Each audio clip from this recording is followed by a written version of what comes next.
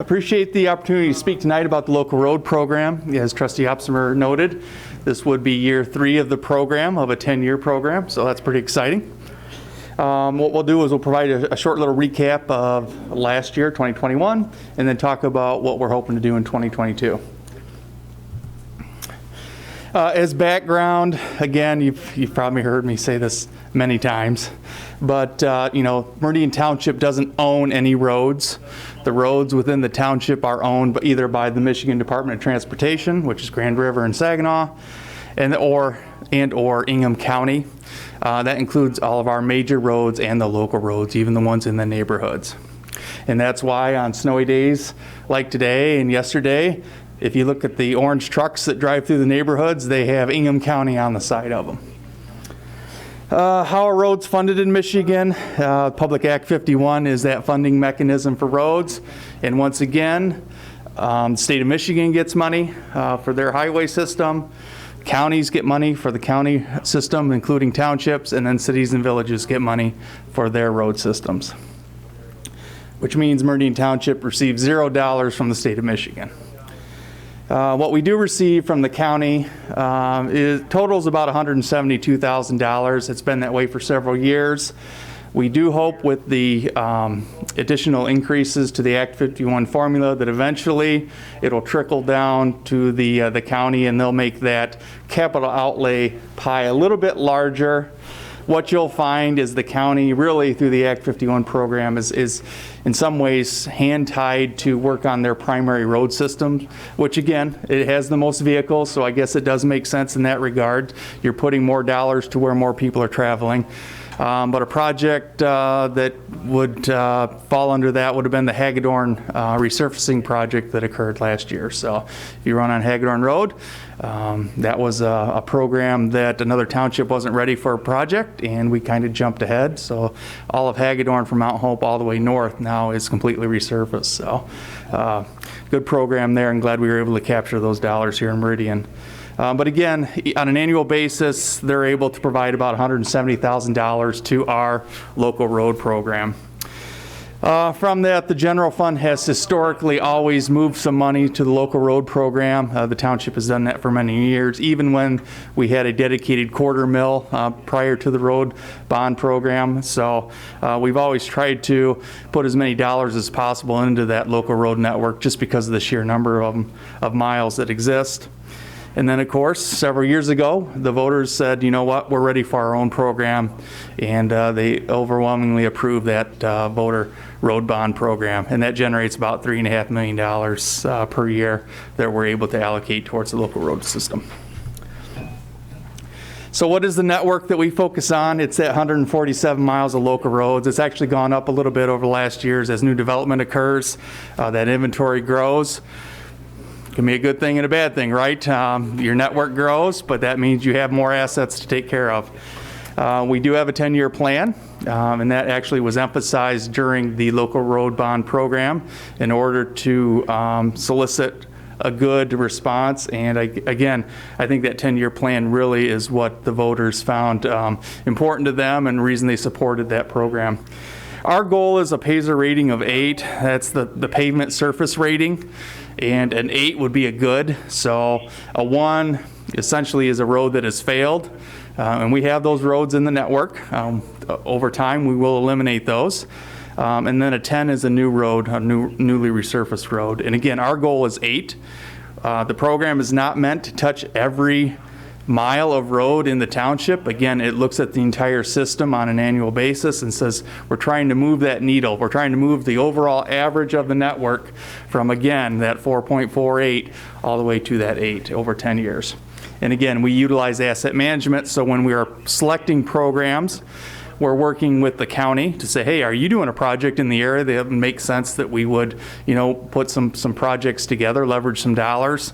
We're looking at our underground utility systems, and then also we try to coordinate as best we can with like Consumers Energy and their gas programs. So.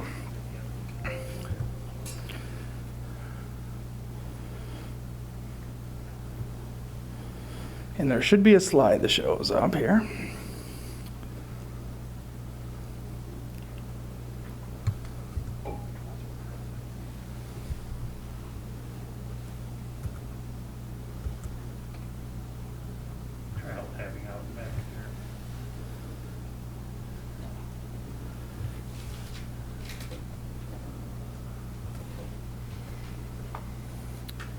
Like slide 3, where did 4 go?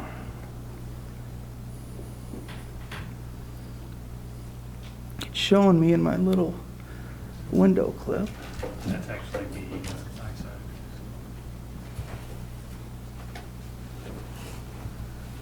There you go. This, we'll try, okay, so this is showing in the web.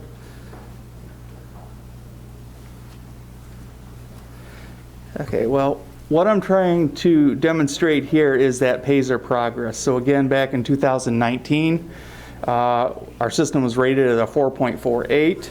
In 2020, our goal was to get to a 4.83 based on what we figured we needed to get over 10 years to get to an 8. We were able to eclipse that at a little over 5. Again, the 2021 program, when we successfully complete that, we're actually anticipating a 5.68 Pazer rating, which is above where we had set our goal. And then the 2022 goal is 5.75 Pazer rating. So.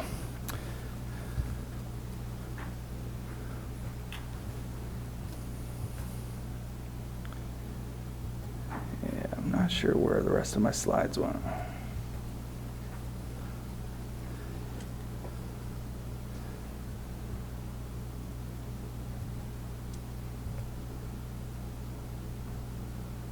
So in 2021, the review basically, can you guys see that at all? Or where do you see it? It's in the Zoom, so I would go to the Zoom. Okay. The Zoom may be messing with the PDF. Okay, maybe that's why they're not talking. But for the 2021 review, we had 8.87 miles of resurfacing. We did not complete 4 roads in the White Hills neighborhood. Those will be completed first thing in the spring. The contractor is aware of those and ready to go.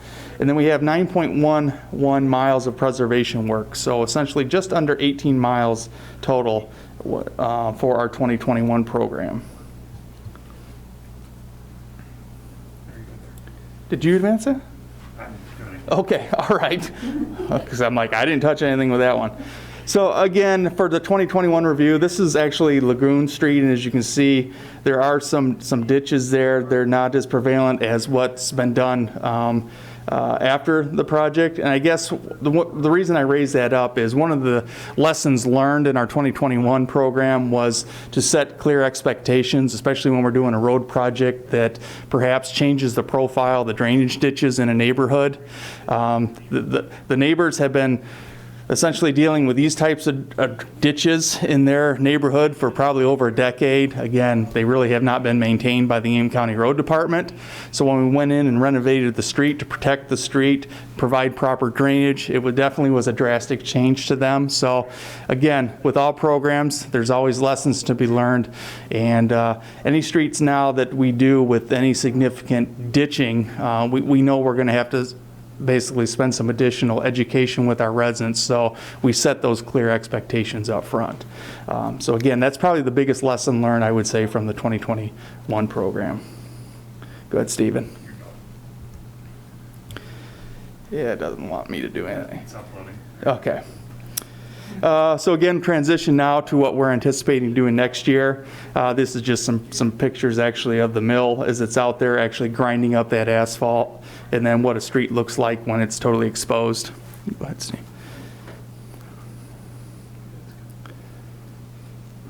Yeah, I know some of these pictures can be pretty hard on the graphics.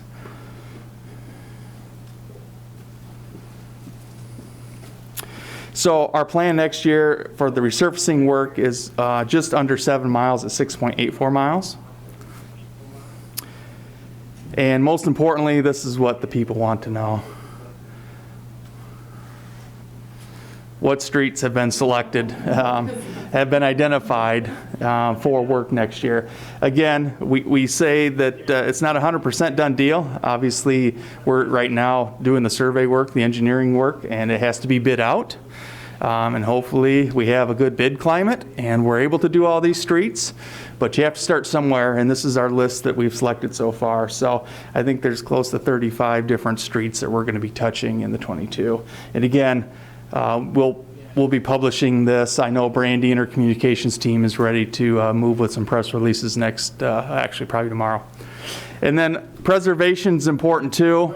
We've talked a lot about this, that we need to preserve the network that's in fair to good shape. Otherwise, we're just going to be in this continual cycle where we're just, trying to chase these failing streets. So we're going to try to ramp that up again incrementally over the next several years of the program. So in 2022, we identified just under 4 miles of Cape Seal, which is that microchipped, and then you actually do a sealant over it. So it's not like the chip seal that you see that's not real popular. It is a great preservation treatment for roads, but the Cape Seal is a little different in that there's a little binder that's put on top of it, so it looks more like a traditional asphalt paved street.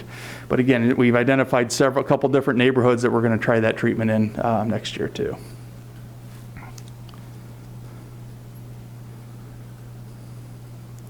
This is a map and you're not going to be able to read, but again, it basically takes those streets that we've identified and then puts them graphically on the township map. And again, it just kind of shows the overall distribution in the community for the 2022 program. Again, it makes more sense when it's online for the public to look at. Good, Stephen.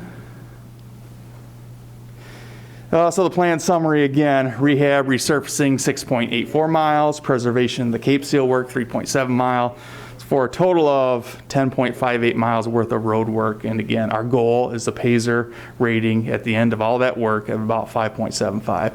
I think we'll actually come in a little better than that, but that is what our goal is for 2022. And then I just want to leave you with the schedule. Survey, that's ongoing. The design is ongoing. In fact, if you're in one of those neighborhoods that we've identified, we've already gotten a few calls. Why is there some flags in my neighborhood? What's the painting going on? That kind of thing. That's the survey crews out there putting that together. The plan is to bid late February with construction starting really as soon as the plant opens, but we always say May as far as the target date, and then substantial completion end of September. So that is our target. One thing I will say, this is the third year of the program, which means for the next upcoming 3 years, one of the projects for 2022 is actually to pursue that second bucket of money for the local road program, those actual bond dollars that we use over the next 3 years. So that will be occurring too in 2022. So that's it. I will entertain any questions if you have any. Otherwise, we will be putting this out on the website and doing some press releases and social media and all that. So I'm sure people will be excited. And then again, we'll start our letters to the neighborhoods once we have received bids and we know which streets we're definitely going to be doing. We'll start that communication with the residents, and typically we have a couple different letters that go out. We do try to drive them back to the website for day-to-day updates. Somewhat successful with that, but we continue to do that because that's really the only way that we can provide up to speed updates. Letters just don't travel fast enough for the program. So that's it. Thank you.